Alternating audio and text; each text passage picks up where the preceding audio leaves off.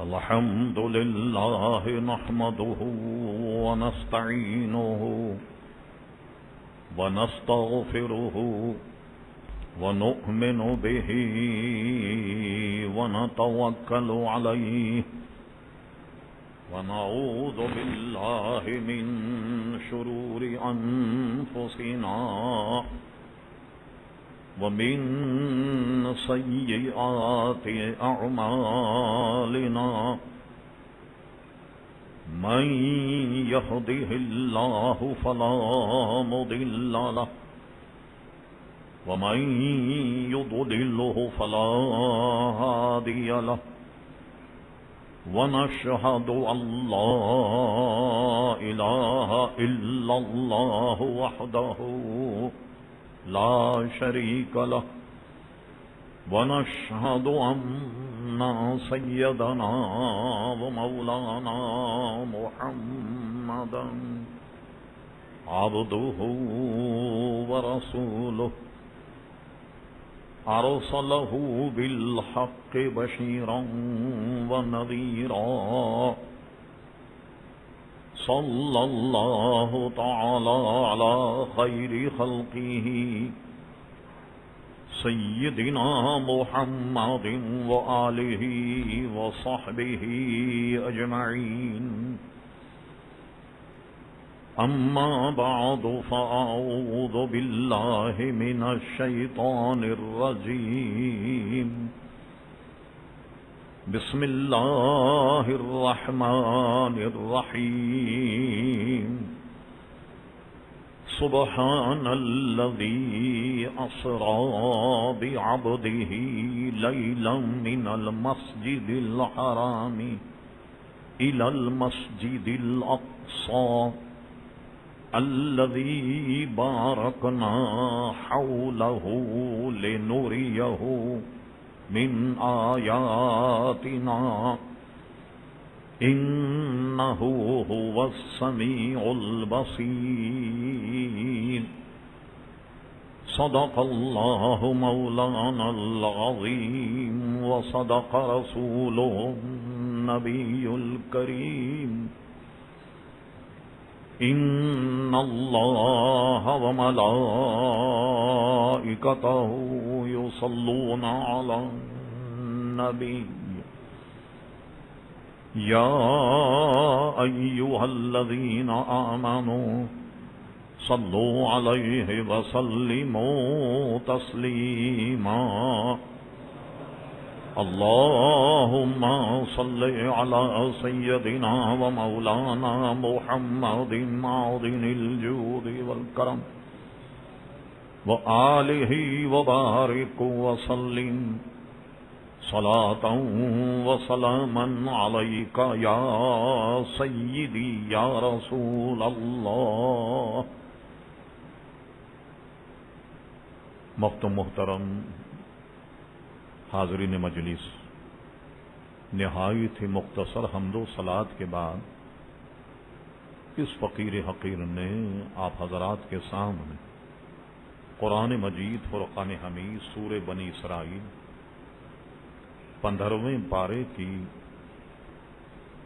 ابتدائی آیت مقدسہ تلاوت کرنے کا شرف حاصل کیا. قبل اس کے کہ کچھ عرض کیا جائے، اللہ تبارک و تعالی سے دعا فرمائیں کہ وہ اپنے پیارے حبیب لبیب نبی کریم رؤوف الرحیم علیہ افضل الصلاۃ والتسلیم کے صدقے و طفیل مجھے حق کہنے کی توفیق عطا فرما.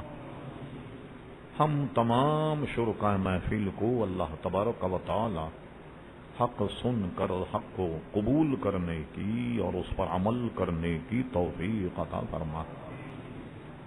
جو حضرات مسلسل جمعے کی تقریر سماعت فرماتے ہیں، ہم نے گزشتہ 2 جمعوں کے موقع پر معراج النبی صلی اللہ تعالی علیہ وسلم کے چند نکات آپ حضرات کی خدمت میں رکھیں. ایک بات تو ہم نے یہ بیان کی کہ حضور صلی اللہ تعالی علیہ وسلم کو دو معجزے اللہ تبارک و تعالی نے وہ عطا فرمائے جو کسی نبی کو بھی اس سے مشرف نہیں فرمایا، اور جتنے معجزات حضور علیہ السلام لے کر آئے یا جن کا اظہار ہوا، حضور علیہ الصلاۃ والسلام کی شان ان معجزات سے بھی بہت بلند۔ حضور علیہ الصلاۃ والسلام کی حیثیت میں کہ معجزات سے حضور علیہ السلام کی ذات بلند۔ دو معجزے اللہ تعالیٰ نے حضور کا ایسے عطا فرمائے جو حضور علیہ السلام کی شان کے لائق، شایان شان۔ وہ کیا ہے؟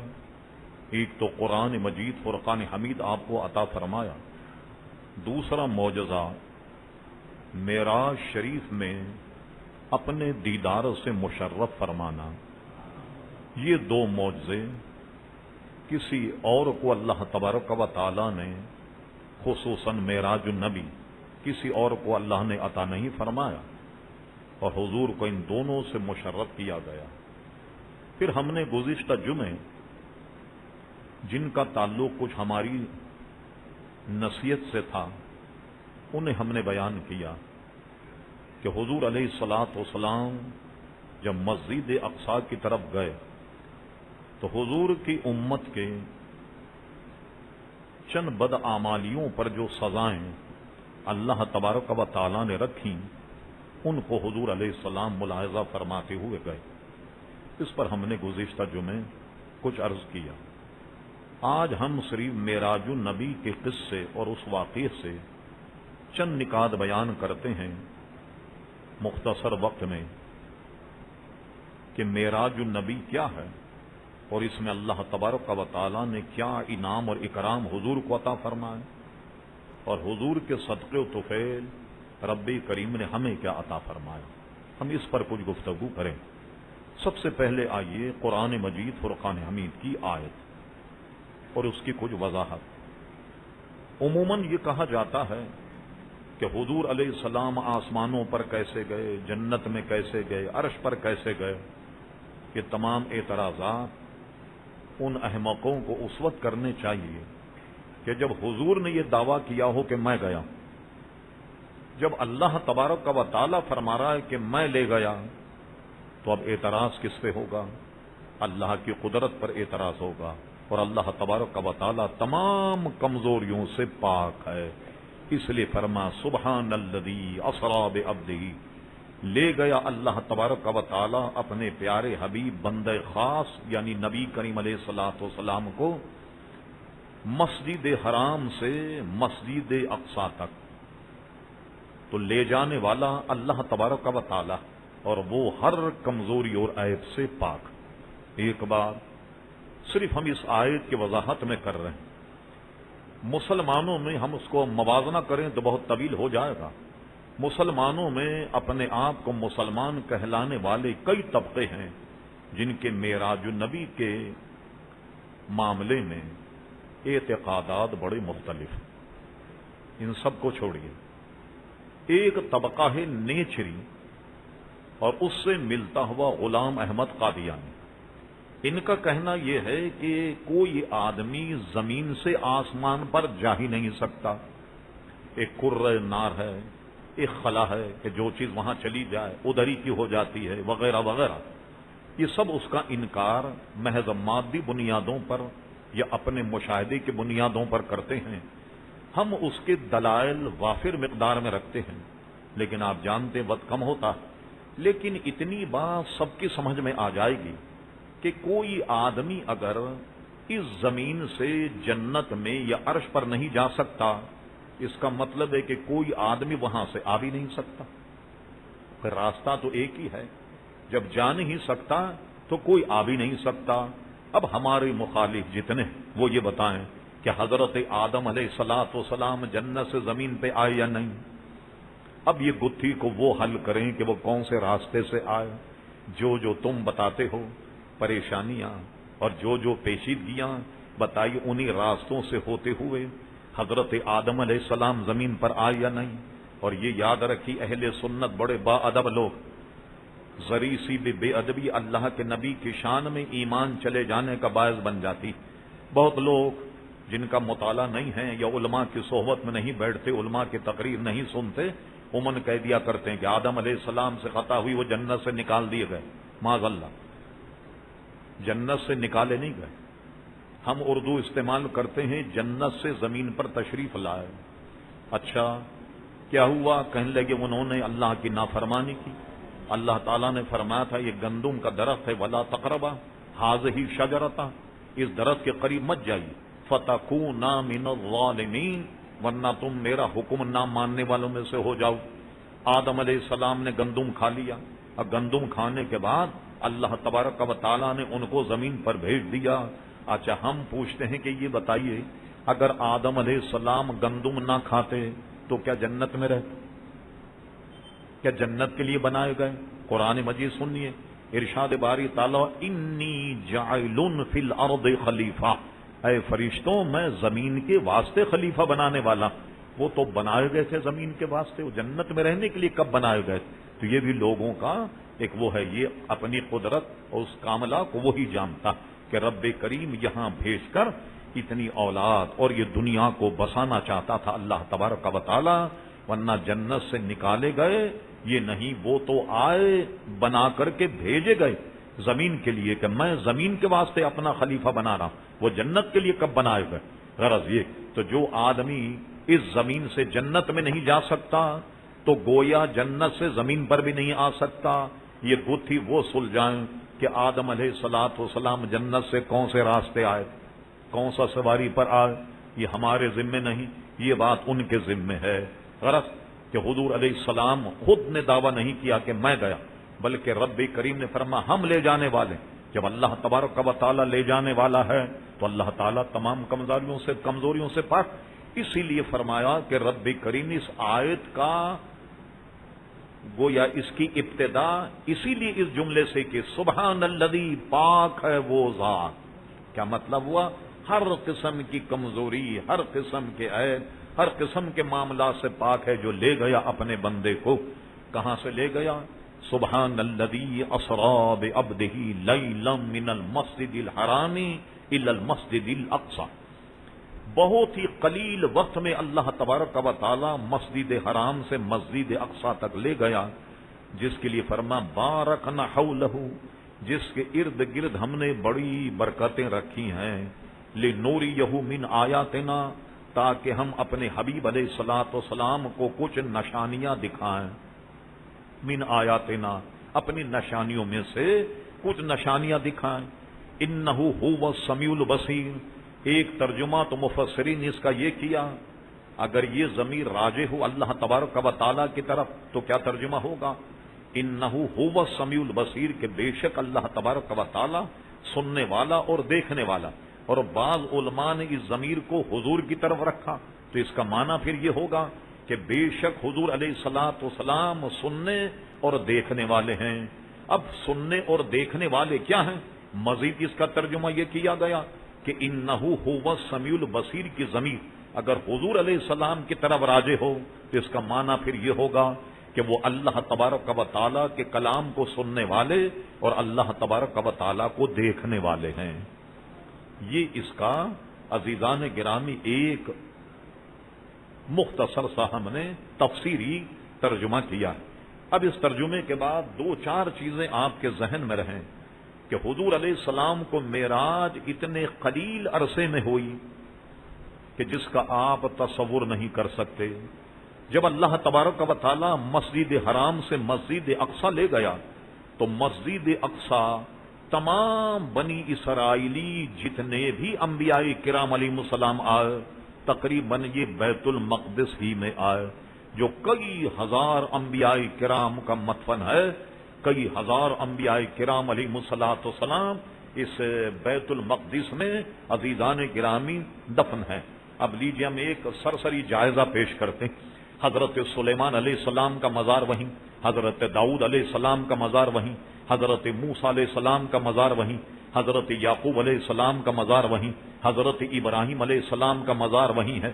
اور اسی طریقے سے کہا گیا حضرت اسحاق علیہ السلام کی زوجہ حضرت لائقہ کا مزار بھی وہیں ہے، اور بلکہ حضرت سلیمان علیہ السلام کی جو حکومت تھی وہ بھی اسی بیت المقدس میں تھی۔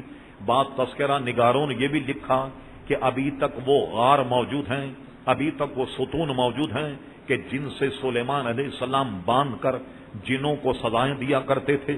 غرض یہ کہ یہ انبیاء کی سرزمین ہے۔ ایک بڑا لمبا واقعہ ہے، آپ نے سنا ہوگا، موسیٰ علیہ السلام کی موت کا وقت آیا، جب فرشتہ ان کی روح قبض کرنے کے لیے آیا تو موسیٰ علیہ السلام نے اس کے منہ پہ تھپڑ رسید کر دیا۔ جلالی پیغمبر تھے، حضرت اسرائیل کی آنکھ پھوٹ گئی۔ وہ آنکھ اس طریقے سے پکڑ کر اللہ کے دربار میں لے گئے، مولا تو نے ایسے نبی کے پاس بھیجا ہے کہ جس کے انتقال کا بھی کوئی اہتمام انسرام ہی نہیں۔ کہا ایسا کرو، آنکھ درست کر دی، اور اس کے بعد فرما اب جاؤ۔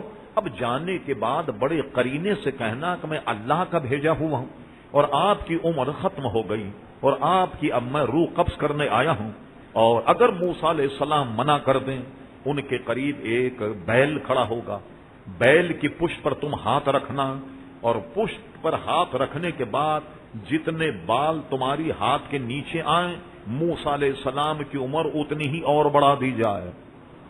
تو آپ نے دیکھا ہماری موت کا معاملہ کچھ اور ہے، مگر انبیاء کرام علیہ السلام کے موت کا مسئلہ کچھ اور۔ اسی لیے حدیث شریف میں ہے جس کو امام بخاری نے نقل فرمایا، حضور علیہ السلام نے ارشاد فرمایا، اللہ تبارک و تعالی نے اپنے بندے کو، اور اس سے مراد خود حضور علیہ السلام، اللہ تعالیٰ نے اپنے بندے کو یہ اجازت دے دی، وہ چاہے تو دنیا کو پسند کرے اور چاہے تو وہ آخرت اور ملاؤ الاعلیٰ کو پسند کرے، تو اس بندے نے آخرت کو پسند کر لیا۔ کوئی سمجھے ہی نہیں، لو سمجھے کسی کا قصہ حضور نے بیان کیا، مگر حضرت ابو بکر صدیق کو دیکھا وہ ایک کونے میں بیٹھے ہوئے زاروں قطار رو رہے۔ صحابہ نے کہا یہ کیا بات، کسی بندے کا حضور ذکر کیا؟ صدیق اکبر نے کہا یہ بندے خود حضور علیہ الصلوۃ والسلام ہیں، یہ حضور کے کلمات، یہ جملے یہ بتا رہے ہیں کہ حضور علیہ السلام کے وصال شریف کا وقت قریب آ گیا، اس لیے کہ انہوں نے ملاؤ الاعلیٰ اور آخرت کو پسند کر لیا اور دنیا کو پسند نہیں کیا۔ اس حدیث سے بھی پتہ لگتا ہے کہ انبیاء کرام علیہ السلام کا وصال، ان کی زندگی کا معاملہ ہم آپ کی طرح نہیں ہیں۔ ہم اگر کہیں آدھا منٹ بھی مانگ لیں کہ ذرا زکوٰۃ میں نے ادا نہیں کی تو چیک پر دستخطی کر دوں کہ کتنی میری زکوٰۃ نکلتی ہے، نہیں۔ کچھ لوگوں کا قرض رہ گیا بتا کے ثواب مل جائے، نہیں، ایک منٹ سیکنڈ کی بھی مہلت نہیں۔ مگر انبیاء چاہیں تو اور زندہ رہ سکتے ہیں، ان کی موت کا معاملہ ہی۔ اب آ گئے حضرت جبریل علیہ السلام کا، میں اللہ کا بھیجا ہوا آیا ہوں، اور آپ کی زندگی ختم ہو گئی، آپ کی موت کا وقت آ گیا۔ اچھا، اور اگر آپ نہیں چاہتے تو اتنی عمر آپ کی اور بڑھا دی جائے۔ فرما پھر کیا ہوگا؟ کہ موت تو صاحب پھر بھی ہوگی۔ کہنے لگے اچھا پھر ایسا کرو تم ابھی لے چلو، مگر ایسا کرو کہ مجھے بیت المقدس لے جاؤ، وہاں میری روح قبض کرنا۔ امام مسلم رحمۃ اللہ علیہ یہ حدیث فضائل موسیٰ علیہ السلام کے باب میں لائے۔ موسیٰ علیہ الصلوۃ والسلام پہنچ گئے بیت المقدس، ٹھیک، اور وہاں ایک قبر کی قبر، وہ سمجھ گئے کہ میرا ہی معاملہ، وہ قبر میں لیٹ گئے اور اس کے بعد ان کا وصال ہو گیا۔ علامہ امام نووی جو شافعیوں کے بہت بڑے امام، وہ اس حدیث کی شرح میں نیچے لکھتے کہ موسیٰ علیہ السلام نے یہ کیوں کہا کہ میں بیت المقدس جانا چاہتا ہوں؟ اس لیے کہ موسیٰ علیہ السلام اس سرزمین میں دفن ہونا چاہتے تھے جو انبیاء کی سرزمین ہے، جو برکت والی سرزمین ہے۔ اسی طریقے سے حضرت یعقوب علیہ السلام نے حضرت یوسف علیہ السلام کو یہ وصیت کی کہ میرا جب انتقال ہو تو مجھے بیت المقدس میں گویا دفن کرنا، اور اس طرح یعقوب علیہ السلام کو بیت المقدس لے جایا گیا اور وہاں ان کو دفن کیا۔ وہ انبیاء کی نگری ہے، اس لیے فرما بارکنا حولہ، جس کے ارد گرد ہم نے بڑی برکتیں رکھی ہیں، اور سب سے بڑی ایک برکت یہ کیا کم کہ وہ مسلمانوں کا قبلہ اول تھا۔ جب کعبہ ابراہیمی، قبلہ ابراہیمی جب تک مسلمانوں کا نہ بنا، اس وقت تک مسلمانوں کا قبلہ اول جو ہے وہ بیت المقدس تھا۔ عزیزان گرامی، تو مسلمانوں کا یہ قبلہ اول ہے۔ ایک دو منٹ میں آپ کے لے کر پھر اس کے بعد ہم حدیث معراج کی طرف آتے ہیں۔ آپ نے دیکھا، غور سے سنیے، 2-4 منٹ کی میری گفتگو، یہ مسلمانوں کا کیا تھا؟ قبلہ اول۔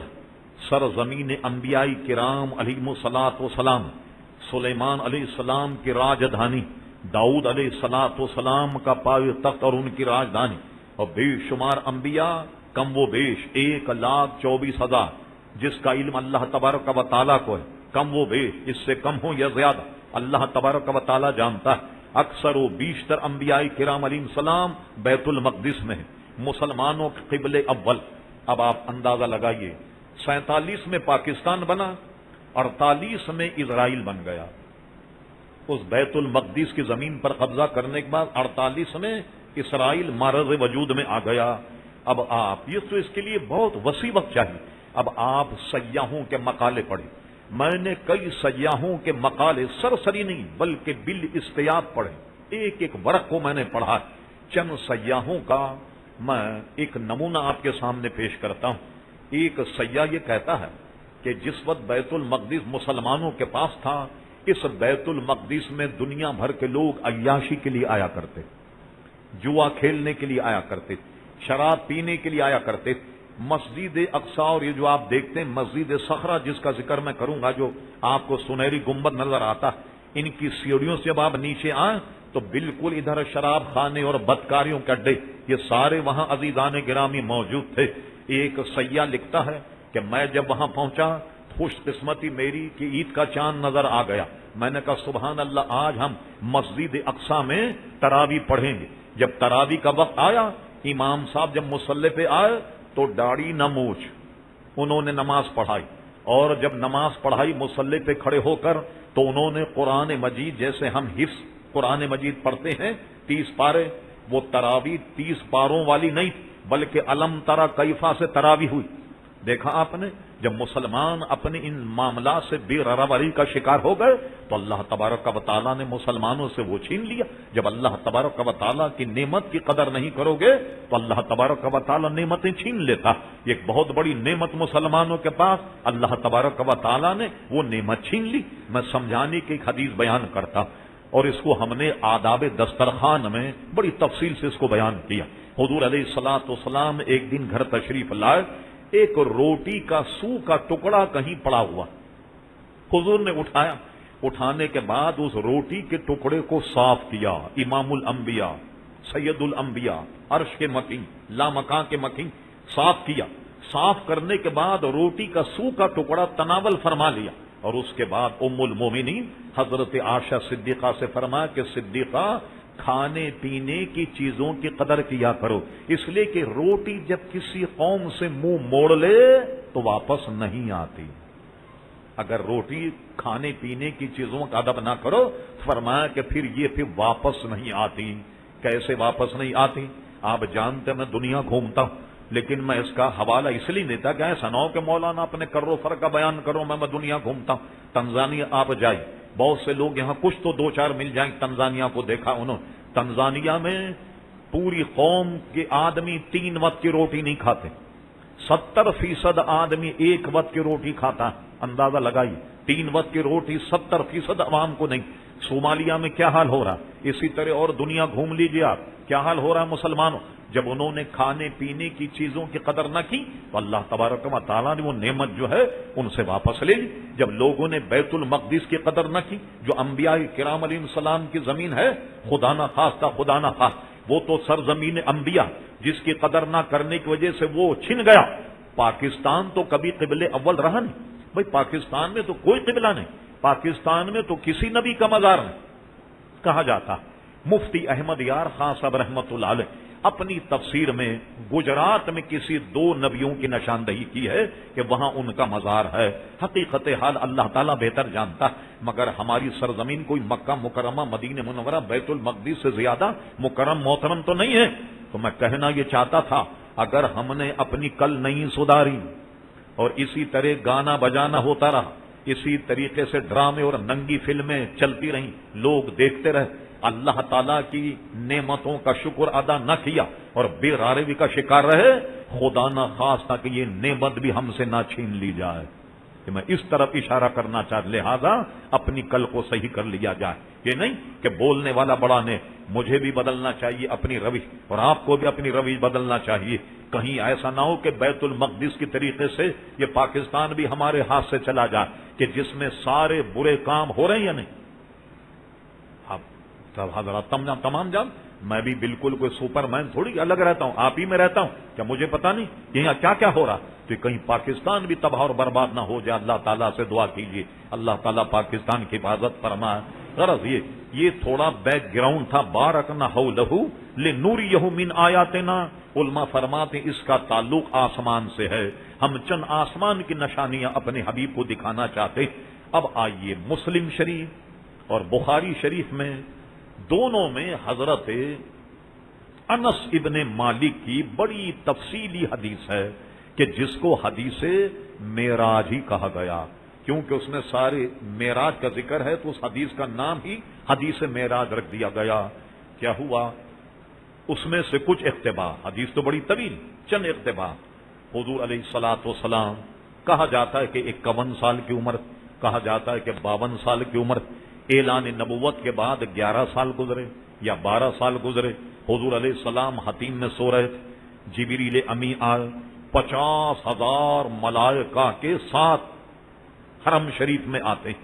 حرم شریف میں حضور علیہ السلام کو جگایا اور اللہ تبارک و تعالیٰ کا پیغام دیا کہ اللہ تبارک و تعالیٰ آپ کو یاد فرما رہا. اور یہ پیغام دینے کے بعد حضور علیہ السلام کو لٹایا، اور لٹانے کے بعد بغیر کسی چھری یا خنجر یا کسی تیز دھار ایسے انگلی سے حلق سے لے کے ناف تک حضور کے شگاف لگایا. شگاف لگانے کے بعد دل کو نکالا، اور دل کو نکالنے کے بعد 3 مرتبے زمزم شریف سے دھویا گیا. اور جو فرشتے تھے ان کے پاس بڑے بڑے طباق تشت سونے چاندی، اس میں نہ جانے کیا کیا رحمتیں، کیا کیا حکمتیں، کیا کیا برکتیں ہوں گی.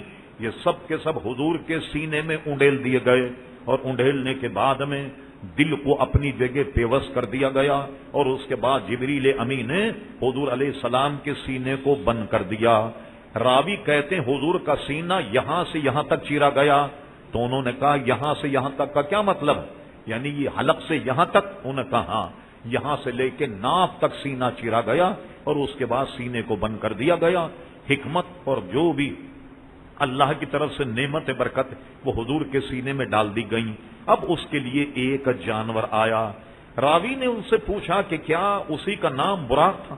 کہا ہاں اسی کا نام براق، جو گھوڑے اور خچر سے کچھ چھوٹا تھا، گدھے کی سواری اس سے کچھ بڑا تھا، جس کو براق کہا گیا.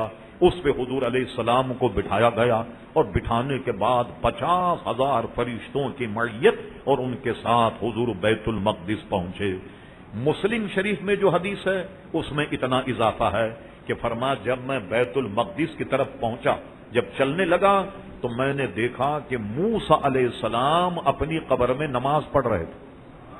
انہیں میں نے نماز پڑھتے ہوئے دیکھ، جس سے اہل سنت یہ مسئلہ نکالتے ہیں کہ انبیاء کرام ایسے زندہ ہیں کہ وصال کے بعد وہ اپنی قبروں میں صرف زندہ ہی نہیں ہیں بلکہ اپنی قبروں میں نماز بھی پڑھتے ہیں اور جہاں چاہے تشریف لے جا سکتے.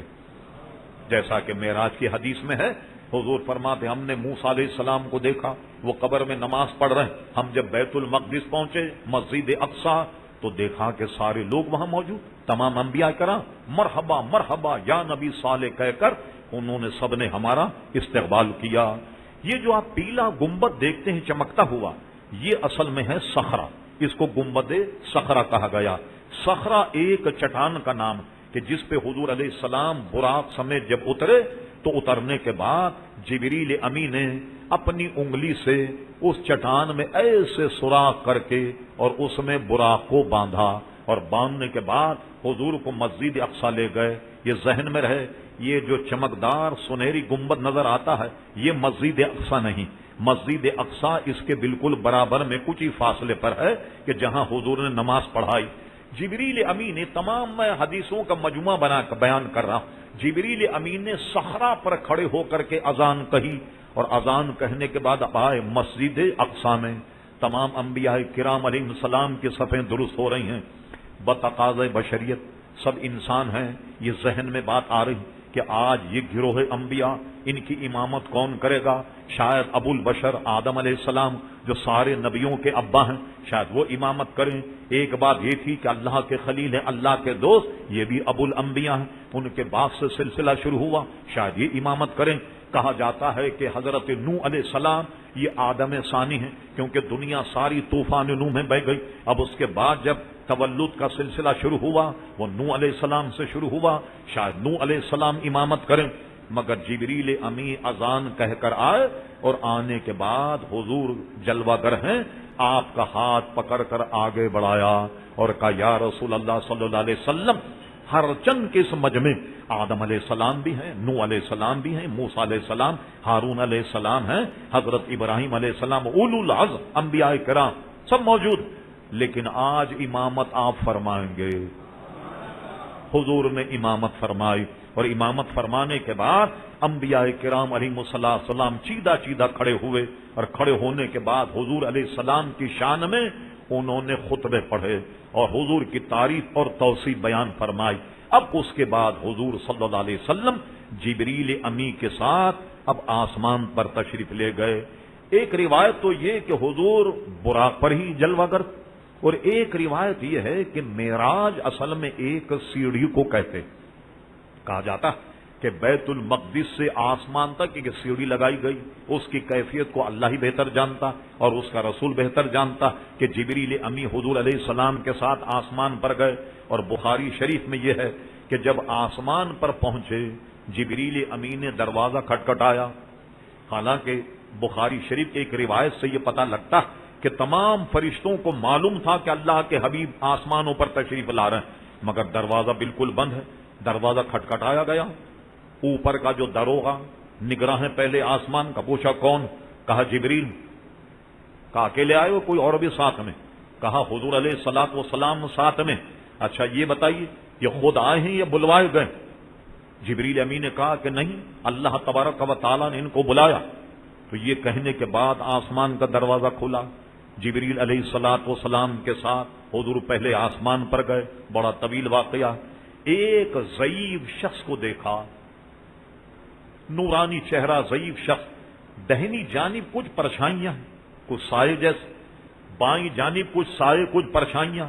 جب یہ دہنی جانب دیکھتے ہیں تو مسکراتے ہیں، بائیں جانب جب دیکھتے ہیں تو زار و قطار روتے ہیں۔ پوچھا جبریل یہ کیا معاملہ؟ کہا حضور آگے بڑھیے، ان کو سلام کیجیے، یہ آپ کے ابا حضرت آدم علیہ السلام۔ حضور علیہ السلام آگے بڑھے اور اپنے ابا کو سلام کیا، وہ تو ابو الانبیاء سارے نبیوں کے ابا ہیں۔ پوچھا جبریل یہ کیا معاملہ کہ جب یہ ادھر دیکھتے ہیں تو ہنستے، ادھر دیکھتے ہیں تو روتے ہیں؟ کہا یا رسول اللہ صلی اللہ علیہ وسلم، حضرت آدم علیہ السلام کی وہ اولاد جو ایمان لائے گی یا ایمان لائی، انہیں دکھایا گیا کہ جب اپنی ایمان والی اولاد کو وہ دیکھتے ہیں تو وہ ہنستے ہیں، مسکرا، اور جو بے ایمان، جو ایمان نہیں لا، اس طرف جب حضور علیہ السلام ملاحظہ فرماتے ہیں تو آدم علیہ السلام روتے ہیں اپنی اولاد کے ایمان نہ لانے پر، ان کی بے ایمانی پر آدم علیہ السلام سے ملے۔ اب طبقاً ان طبق آسمانوں کو رونتے ہوئے حضور پہنچ گئے۔ ادریس علیہ السلام، یحییٰ علیہ السلام، عیسیٰ علیہ السلام، چھٹے پہ موسیٰ علیہ السلام، ساتویں پہ حضرت ابراہیم علیہ السلام۔ جب یہاں پہنچے تو حضور نے جیسے زمین پر ایک نماز پڑھائی اور تمام انبیاء کو حضور کا مقتدی بننے کا شرف حاصل ہوا، اسی طرح بیت المعمور میں بھی اذان کہی گئی۔ یہ فرشتوں کا قبلہ ہے جو ساتوں آسمان کے اوپر۔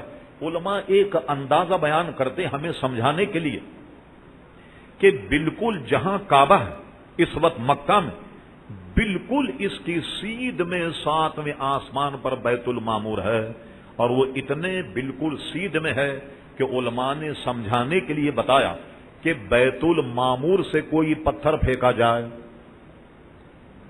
فضا ہموار ہو، کوئی ناگوار نہ ہو، سیدھے جب پتھر پھینکا جائے تو بیت اللہ شریف کی چھت پہ گرے گا، یعنی اتنی اوپر وہ بیت المعمور ہے۔ وہاں اذان کہی گئی اور تمام آسمان کے فرشتوں کو یہ شرف حاصل ہوا کہ انہوں نے حضور علیہ الصلوۃ والسلام کی اقتداء میں عظیمانِ گرانی نماز ادا فرمائی۔ اب نماز ادا کرنے کے بعد حضور علیہ السلام نے جنت کو ملاحظہ فرمایا، ہزاروں مقامات طے کرنے کے بعد سدرہ پہنچے۔ جب سدرہ پہنچے ایک بہت زبردست آواز آئی کہ جس سے سارے آسمان گونج گئے، سبحان اللہ الحمدللہ۔ حضور نے پوچھا جبریل یہ کیا معاملہ ہے؟ فرمایا کہ یہ ایک درخت ہے جس کو بیری کا درخت کہا جاتا ہے، یہ سدرہ، اور سدرہ پر وہ فرشتے جو اللہ کی تسبیح بیان کرتے ہیں، یہ وہ فرشتوں کی تسبیح کی آواز ہے کہ جس کو آپ نے سماعت فرمایا۔ کہا جاتا ہے کہ یہ جبریل امی کی حد ہے، فرشتوں کی حد یہیں تک ہے، اس سے آگے نہیں بڑھ سکتے۔ اب کیا ہوا؟ حضور نے فرمایا آگے چلو۔ اب جبریل امی نے کہا حدیث شریف میں کہ اب میں ایک قدم بھی آگے بڑھا تو تجلیات الہی سے جل کر خاک ہو جاؤں گا۔ آگے آپ کا مقام، آگے آپ تشریف لے جائیے۔ یہاں دو باتیں جبریل امی سے ہوئیں۔ ایک بات کا تذکرہ تو عزیزان گرامی مولانا روم رحمت اللہ تعالی نے کیا، اور دوسری بات کا تذکرہ ہمارے دیگر اکابر علماء نے کیا۔ جبریل سے مذاکرہ ہوا، وہ سنیے بڑا دلچسپ۔ ایک مولانا روم نے یہ نقل کیا کہ جبریل امی نے کہا حضور ابھی تو آپ مجھے انسانی شکل میں دیکھتے تھے دنیا میں، کیا آپ کی اجازت ہے کہ میں آپ کو اپنی اصل شکل دکھاؤں کہ جبریل ہے کون؟ کیا اس کی اجازت ہے؟ حضور نے فرمایا ہاں تمہیں اجازت، اس لیے کہ اب سے پہلے کیا ہوتا تھا، حضور کے ایک صحابی تھے جو بڑے شکل و صورت میں بڑے حسین تھے، جن کا نام تھا دحیہ کلبی۔ کبھی جبریل امی ان کی صورت میں آتے اور وہ حضور سے کچھ ارشاد فرماتے، کہتے، لوگ سمجھتے کہ حضرت دحیہ کلبی، وہ چلے جاتے۔ اب حضور جب وہی لکھواتے تو پتہ لگا او یہ تو دحیہ کلبی نہیں، یہ تو جبریل امی تھی، پھر وہی لکھوائی جاتی۔ اور جیسا کہ مشکاۃ شریف میں سب سے پہلی حدیث یہی ہے کہ صحابہ کہتے ہیں ہم نے ایک آدمی کو دیکھا کالے بالوں والا، سفید کپڑے پہنا ہوا، شکل و صورت میں بڑا حسین، لگتا تو ہے کہ کوئی مسافر ہے مگر کوئی اس کے ہاتھ میں نہ بستہ ہے نہ بوریا، کچھ نہیں، اور آن کر کے حضور کے گھٹنوں سے گھٹنے لگا کر بیٹھ گیا، سوالات کرنے لگا۔ جب حضور جواب دیتے ہیں، کمال یہ ہے کہ جواب دینے کے بعد سائل جو سوال کرتا ہے وہ کہتا اچھا ٹھیک ہے ایسی بات ہے۔ جب حضور اسے جواب دیتے ہیں حضور کی تصدیق کرتا بالکل آپ بالکل ٹھیک فرما۔ کہا عجیب سائل سوال بھی کر رہا جواب دے تو اس کی تصدیق بھی کر رہا، جیسے لگتا ہے کہ پہلے سارے معاملات ہوں، اگر طویل حدیث ہے۔ اب اس کے بعد جب وہ فرشتہ وہ شخص جاتا تو حضور نے فرمایا جانتے ہو کون شخص تھا؟ فرمائیے جبریل امی تھے، تمہیں تمہارا دین سکھانے آئے تھے۔ تو مختلف لباس میں جبریل امی جو ہیں وہ اس طریقے سے حاضر خدمت ہوتے۔ آج میں آپ کو اپنا مقام دکھانا چاہوں، فرمایا دکھاؤ اپنی اصل حیثیت۔ جبریل امی نے اس طریقے سے اپنے پر کھولے، مولانا روم نے لکھا کہ جبریل امی کے 600 پر تھے، 600 پر، اور ایک پر اتنا بڑا تھا کہ پوری زمین اس کے لیے کافی نہیں ہو سکتی تھی۔ یہ جبریل کا مقام، اور اس پر مولانا روم تبصرہ کرتے یہ تو مقام جبریل تھا۔ اگر حضور جبریل امی سے کہتے کہ جبریل میں اپنا مقام دکھاؤں، شاید حضور اپنا مقام دکھاتے تو جبریل امی قیامت تک بے ہوش پڑے رہتے، اس لیے کہ مقام مصطفیٰ کوئی جانتا ہی نہیں۔ اس لیے فرمایا ابو بکر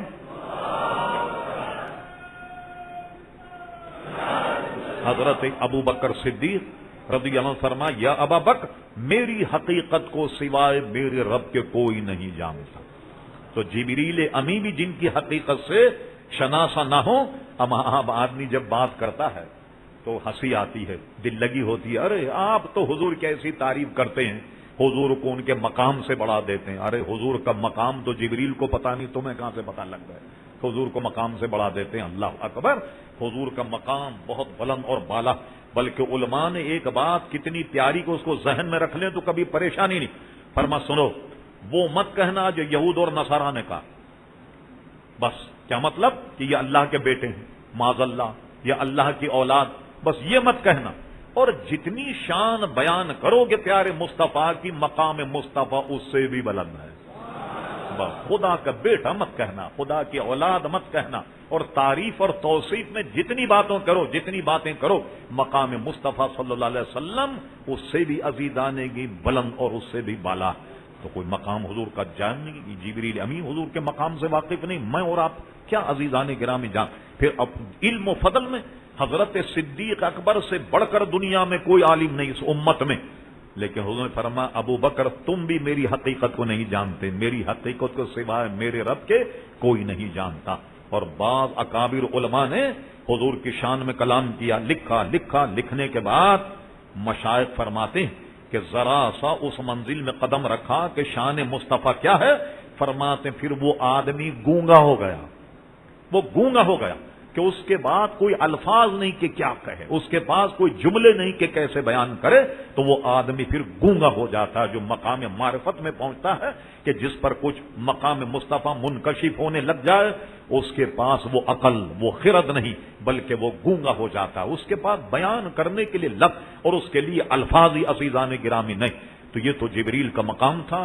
اب آئیے ایک مقام کو علماء نے بیان کیا کہ جبریل امین حضور سے ایک درخواست کی، وہ درخواست کو ملاحظہ فرمائی، وہ درخواست کیا، اور اپنا مقام آپ سوچیے، آپ کا اپنا مقام کیا؟ کہنے لگے حضور آپ اللہ کے دربار میں جا رہے ہیں، ظاہر ہے کہ اللہ تبارک و تعالیٰ کے دربار میں مشربہ دیدار ہوں گے، میری ایک درخواست، اور وہ درخواست یہ ہے کہ صرف رب کریم کے دربار سے مجھے یہ منظوری مل جائے، یعنی جبریل امی کو، کہ یا رسول اللہ آپ کی امت جب پل صراط پر سے جائے تو میں اپنے پروں کو پل صراط پر بچھا دوں کہ آپ کے غلام ساتھ خیریت کے پل صراط سے چلے جائیں۔ آپ نے دیکھا آپ تو بڑے سینئر آدمی، آپ کا مقام تو بہت بلند اور بالا کہ جبریل امی جیسا فرشتہ جو اللہ تعالیٰ سے سب سے زیادہ قریب اور تمام انبیاء کرام علیہ السلام پر وہی لاتا رہا، اس کی خواہش یہ ہے کہ امت محمدی جب پل صراط سے گزرے تو وہ اپنے پروں کو پھیلا دے۔ اعلی حضرت امام اہل سنت مولانا شاہ احمد رضا خان فاضل بریلوی عشق میں تو یہ کہہ گئے، اہل صراط روح امی کو خبر کریں، جاتی ہے امت نبوی فرش پر کریں۔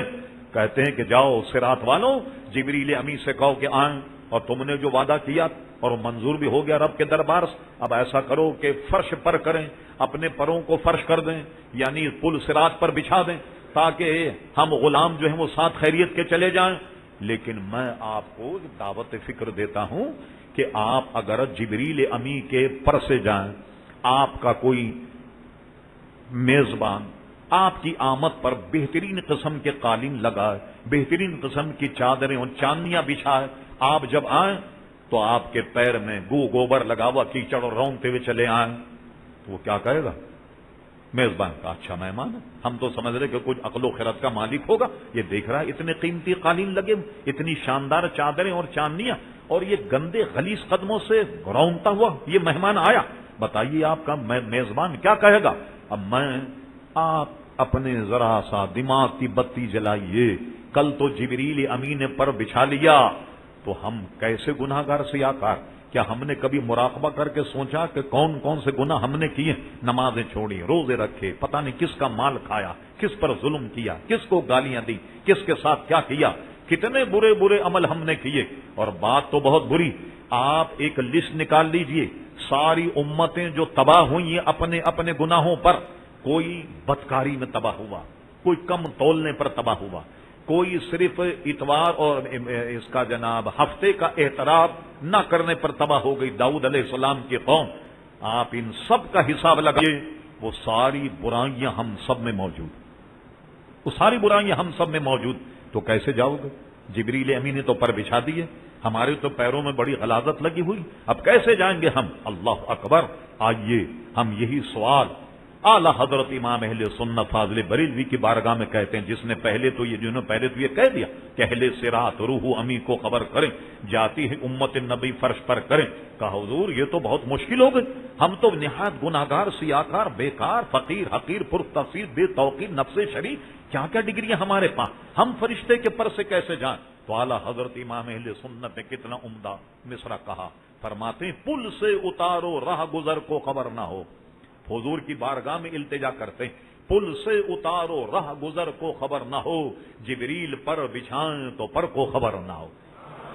یا رسول اللہ صلی اللہ علیہ وسلم آپ ہی اہتمام انسلام کر دیں کہ جب جبریل جب پر بچھائیں تو ہمیں پل صراط سے ایسے گزاریے کہ جبریل پر بچھائیں تو پر کو خبر نہ ہو۔ اللہ اکبر۔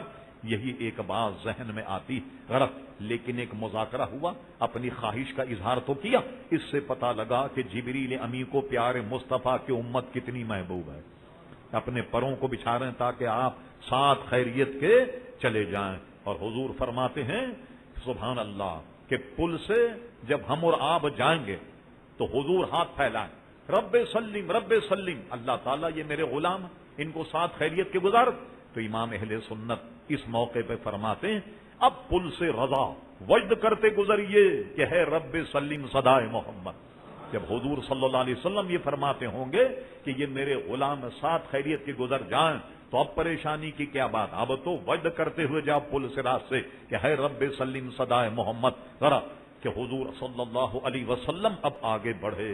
علماء نے ایک بات یہاں یہ لکھی کہ جبریل امین نے تو ساتھ چھوڑ دیا، حضور کے لیے ایک سواری لائی گئی جس کا نام رفرف تھا، وہ بڑے ہرے رنگ کی سواری، حضور اس پر جلوہ گر اور اس سے عرش تک پہنچے، اور عرش پر جب حضور جلوہ گر ہوئے تو سبحان اللہ اعلی حضرت امام اہل سنت کتنی پیاری بات کہہ گئے، زہے عزت ہو اطلاع محمد۔ آپ نے دیکھا حضور کی عزت اور رفت اور بلندی، زہے عزت ہو اطلاع محمد کہ ہے عرش حق زیر پائے محمد صلی اللہ علیہ وسلم۔ عرش الہی نبی کریم علیہ السلام کے پاؤں کے نیچے ہے، کیا شان ہے پیارے مصطفیٰ۔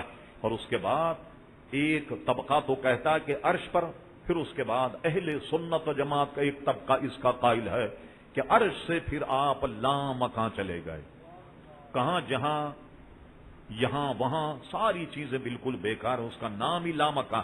اور وہ کیا ہوا، وہی لامکاں کے مکی ہوئے، سر عرش تخت نشیں ہوئے۔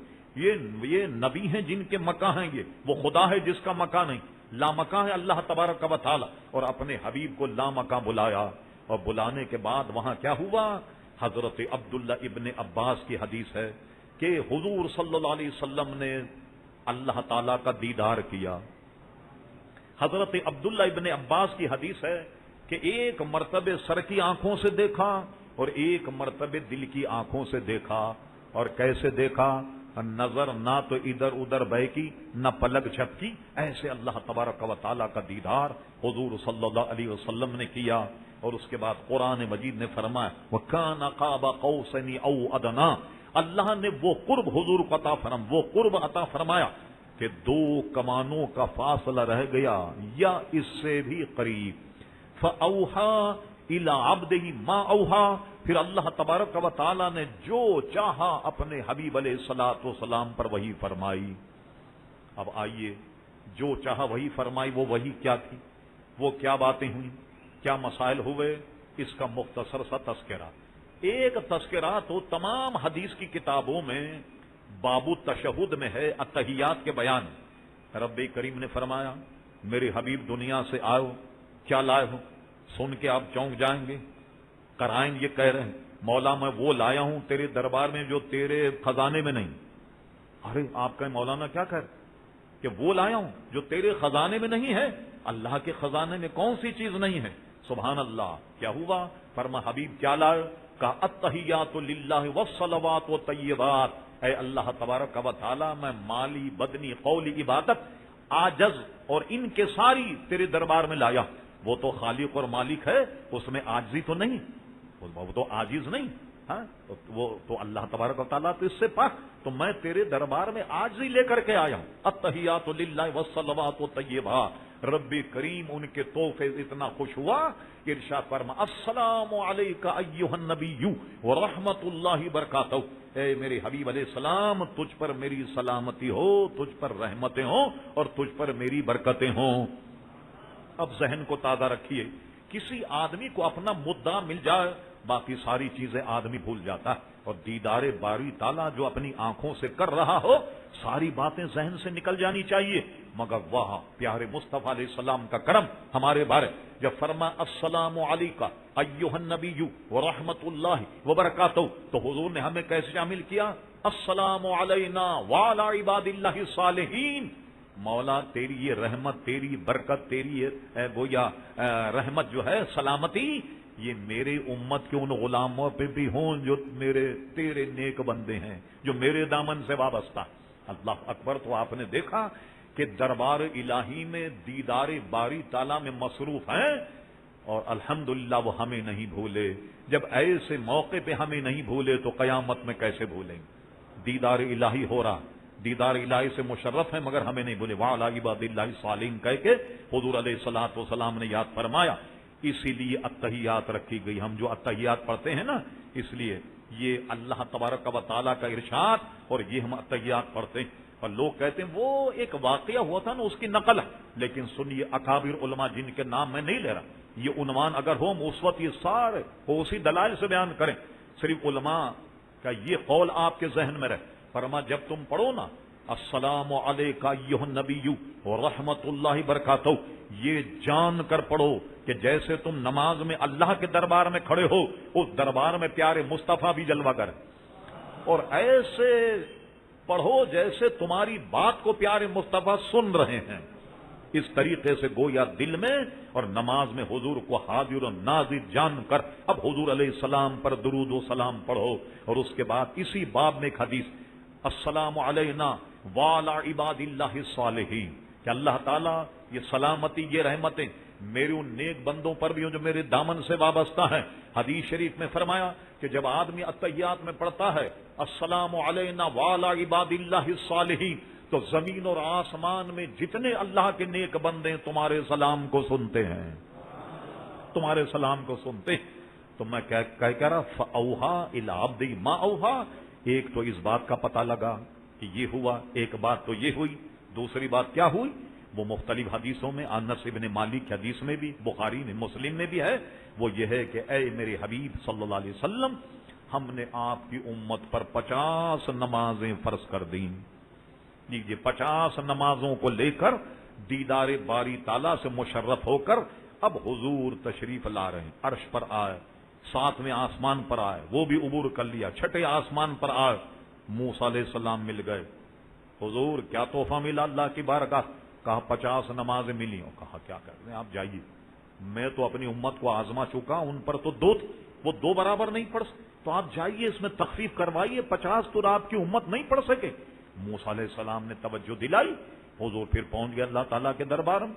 اللہ تعالیٰ نے فرمایا میرے حبیب کیسے آئے؟ کہا مولا یہ نمازیں بہت زیادہ ہیں۔ فرما تم آئے ہو، لو تخفیف کر دیتے، 5 نمازیں کم کر دی، 45 لے کر آئے۔ پھر موسیٰ علیہ السلام نے بھیجا، پھر 5 کم ہو گئیں۔ لیجیے ہوتے ہوتے 5 رہ گئیں۔ اب یہاں سوال یہ پیدا ہوا، سبحان الذی اسری بعبدہ لیلا، یہ تو اس قلیل رات میں اللہ نے تو ایک مرتبہ بلایا اپنے حبیب کو، یہ 6ٹھے آسمان پر آ کر دوبارہ کیسے چلے؟ اور رب نے بھی نہیں فرمایا دوبارہ تم کیسے آئے؟ آپ کو تو اجازت نہیں آنے کی، یہ کہ جا ہی نہیں سکتے، لیکن سبحان اللہ رب کریم نے یہ نہیں فرمایا کوئی سرزنش یا تعلیم، حبیب کیسے آئے؟ مولا نمازیں زیادہ ہیں، فرما آئے لو تحفہ لے جاؤ، 5 کم کیے دیتے، 5 کم ہو رہی۔ اس سے پتہ لگا کہ اللہ کے حبیب اللہ کے دربار میں ایسی رسائی رکھتے ہیں کہ جتنی مرتبے چاہیں، جب چاہیں اللہ کے دربار میں پہنچ جائیں، جب چاہیں اللہ تعالیٰ کے دربار میں پہنچ جائیں۔ پتا آپ نے کتنا بلند مقام ہے پیارے مصطفیٰ علیہ السلام کا۔ اس کو ایک اشارے میں اعلی حضرت امام اہل سنت مولانا شاہ احمد رضا خان فاضل بریلوی رحمۃ اللہ علیہ فرماتے ہیں، قصر دنا تک کس کی رسائی، جاتے یہ ہیں آتے یہ ہیں۔ بار بار جانا آنا یہ کس کی رسائی سوائے پیارے مصطفیٰ صلی اللہ علیہ وسلم کے کس کی رسائی ہو سکتی ہے؟ تو یہ جاتے یہ ہیں آتے یہ ہیں، بار بار گئے۔ اور پھر اس کے بعد کیا ہوا؟ 5 رہ گئیں۔ موسیٰ علیہ السلام کہنے لگے جائیے، اس میں بھی کمی کرائی، اس لیے کہ میں تو اپنی امت کو آزما چکا ہوں کہ وہ 2 نہیں پڑھ پائی، اب اس میں بھی کمی کرائی۔ ہم لوگ سوچ رہے ہیں بیٹھے ہوئے یقیناً کہ ہر چکر پر 5 معاف ہو رہی، اگر 1 پھیرا اور لگا لیتے تو سارا معاملہ ہی ختم ہو جاتا، نہ مسجد کی ضرورت، نہ امام کی، نہ مؤذن کی، نہ کمیٹی کا صدر، نہ جناب سیکریٹری، کچھ نہیں، کچھ بھی نہیں ہوتا، چلیے 5 یہ بھی معاف ہو جاتا۔ دل تو یہ کہتا، لیکن آپ نے کبھی غور کیا کہ اگر حضور جا کر یہ 5 معاف کرا کے لے آتے تو سامان مغفرت کیسے لاتے؟ اپنی نجات کا سامان کہاں سے لات، اپنی مغفرت کا سامان کہاں سے لات؟ یہ بھی پیارے مصطفیٰ کا کرم ہے کہ نہیں گئے اور کہا موسیٰ اب مجھے جاتے میں حیا اور شرم آ رہی ہے، اب میں نہیں جاؤں گا، اتنی رہنے دو، ورنہ یہ نہیں کہا کہ میں جا نہیں سکتا۔ چلیے 5 رہ گئی، سبحان اللہ۔ اور فرمایا گیا کہ میرے حبیب نمازیں تو ہیں 5، مگر ہمارے دربار کا قاعدہ یہ ہے، ہم نے تمہیں دی 50 اور ہمارا قاعدہ یہ کہ ہر ایک کا اجر و ثواب 10 گنا ملتا ہے، تو آپ کے غلام پڑھیں گے تو 5 ہی، مگر اجر و ثواب ہم 50 کا عطا فرمائیں گے۔ یہ صاحب 50 کا ادا کریں۔ ایک بات اور جو ہر دفعہ میلاد النبی میں کہتے ہیں ایمان کی تازگی کے لیے، یہ نمازیں موسیٰ علیہ السلام بار بار بھیج رہے ہیں، کم کرائیے کم کرائیے، یہ پڑھنی حضرت موسیٰ علیہ السلام کو دی، ہمیں پڑھنی، یہ بار بار کائے کے لیے بھیج رہے ہیں؟ ایک نقطہ سمجھ میں آتا ہے، وہ نقطہ کیا ہے کہ موسیٰ علیہ السلام نے اپنی زندگی میں کہا تھا، اے اللہ تبارک و تعالی میں تیرا دیدار کرنا چاہتا ہوں، تو جواب کیا ملا؟ لن ترانی، تم ہرگز نہیں دیکھ سکتے۔ موسیٰ علیہ السلام نے اصرار کیا، وہ بھی اللہ کے حبیب ہیں، اللہ کے چہیتے نبی ہیں، رب کریم نے منع فرمایا نہیں کر سکتے، کہ نہیں میں دیدار کرنا چاہتا ہوں۔ جب انہوں نے اصرار کیا، اللہ نے فرمایا اچھا اس پہاڑ پر کھڑے رہو، سامنے کے پہاڑ پر ذرا دیکھو، سامنے کے پہاڑ پر اللہ تبارک و تعالیٰ کی نور کی تجلی جب پڑی، موسیٰ علیہ السلام اس تجلی کو دیکھ کر بے ہوش ہو گئے، نہیں دیکھ پائے۔ اب کیا ہوا؟ حضور جب دیکھ کے آئے اللہ تبارک و تعالیٰ، تو حضور کے چہرے پر بڑی نورانیت ہے، بڑا نور ہے، اللہ کو دیکھ کر آ رہا ہے، اللہ کا دیدار کر، پیشانی پر بڑی کہکشاں۔ اور اعلی حضرت امام اہل سنت نے کتنا پیارا جملہ یہ فرمایا کہ حضور علیہ السلام جب رب کو دیکھ کر آئے تو پیشانی کا عالم یہ تھا کہ چاند و سورج مچل مچل کر جبین کی خیرات مانگتے تھے۔ ہاں، یہ عالم تھا حضور کی نورانیت کا۔ اب کیا ہوا؟ موسیٰ علیہ السلام نے حضور کا دیدار کیا، پھر بھیجا تاکہ پھر دیکھ کر کے آئیں، پھر بھیجا دیکھ کر آئیں۔ انہوں نے یہ کام اس لیے کیا کہ خدا کو تو نہیں دیکھا، اسی کو دیکھ لو جو خدا کو دیکھ کر آ رہا ہوں۔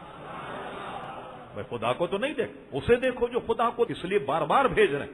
اور دوسری ایک بات اور اس سے معلوم، ہم اور آپ اہل سنت ہیں وسیلے کے قائل۔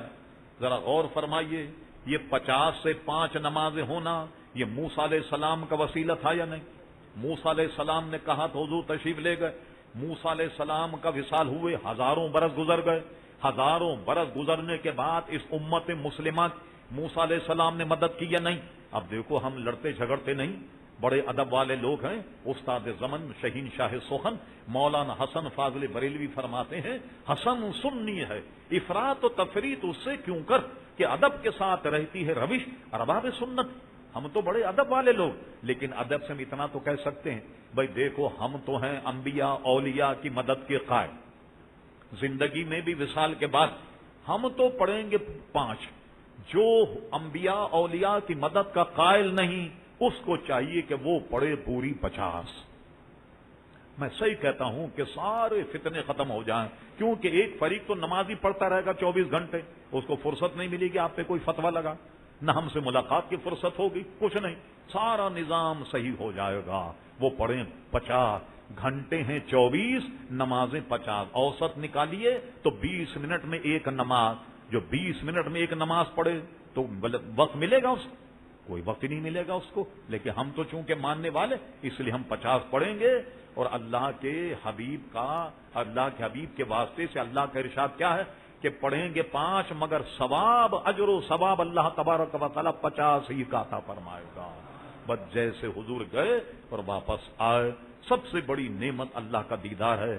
کل ہم اور آپ انشاءاللہ تبارک و تعالی قیامت میں، جنت بھی بہت بڑی نعمت، جنت کے بے شمار ثمرات، کبھی فرصت ہو تو سورہ رحمان اٹھا کر کے دیکھیے، ترجمے میں کیا کیا نعمتیں اللہ تعالیٰ نے جنت ایک ایک کا ذکر کر کے پھر فرما فبأي آلاء ربكما تكذبان، کیا کیا نعمت جھٹلاؤ، ساری نعمتوں رب کریم نے ذکر کیا۔ مگر کل قیامت میں جنت کے علاوہ سب سے بڑی نعمت یہ ہوگی کہ تمام مسلمانوں کا اللہ کا دیدار حاصل ہوگا۔ اگر ہم حضور کے دامن سے وابستہ رہے، صحیح معنی میں حضور کے غلام رہے، تو اللہ تعالیٰ کا دیدار قیامت میں ہر مسلمان کو انشاءاللہ تبارک و تعالیٰ ہوگا۔ اور ایک بات یہ ذہن میں رکھیے، آپ عشاء کی نماز میں آئے، اس کے بعد یہ محفل ہوئی، نماز ایسا فریضہ ہے کہ تمام جو احکامات ہیں وہ سب زمین پر آئے، مگر جب نماز کی فرضیت کا موقع ہوا تو اللہ تبارک و تعالیٰ نے عرش پر بلایا، آسمانوں پر بلایا، اور لامکاں بلانے کے بعد اللہ تبارک و تعالیٰ نے نماز عطا فرمائی۔ پھر کتنا بڑا تحفہ ہے نماز کا، اور کیسا فریضہ ہے۔ عرش اعظم پر بلا کر اللہ تبارک و تعالیٰ نے نماز عطا فرمائی اور اپنے دیدار سے مشرف فرمایا، اور موسیٰ علیہ السلام اصرار کر رہے ہیں مگر انہیں دیدار نہیں ہوا، اس لیے کہ دیدار سے تو حضور علیہ السلام ہی کو مشرف کرنا۔ اعلی حضرت امام اہل سنت مولانا شاہ احمد رضا خان فاضل بریلوی نے کتنا پیارا نقطہ بیان کر دیا، تبارک اللہ شان تیری تجھی کو زیبا ہے بے نیازی، تبارک اللہ شان تیری تجھی کو زیبا ہے بے نیازی۔ کہیں تو وہ جوش لنترانی اور کہیں تقاضے وصال کے۔ موسیٰ علیہ السلام کہا جا رہا کہ نہیں تم ہرگز نہیں دیکھ سکتے، اور حضور جب گئے اللہ نے وہ قرب بخشا، وہ قرب وکان قاب قوسین او ادنی، اتنا قریب ہوا اللہ تعالیٰ کہ دو کمانوں کا فاصلہ یا اس سے بھی زیادہ قریب، یہ شرط سے کسی نبی کو مشرف نہیں کیا گیا۔ اور اس تحفے سے اگر فائدہ اٹھانا چاہتے ہو تو پکے نمازی ہو جاؤ۔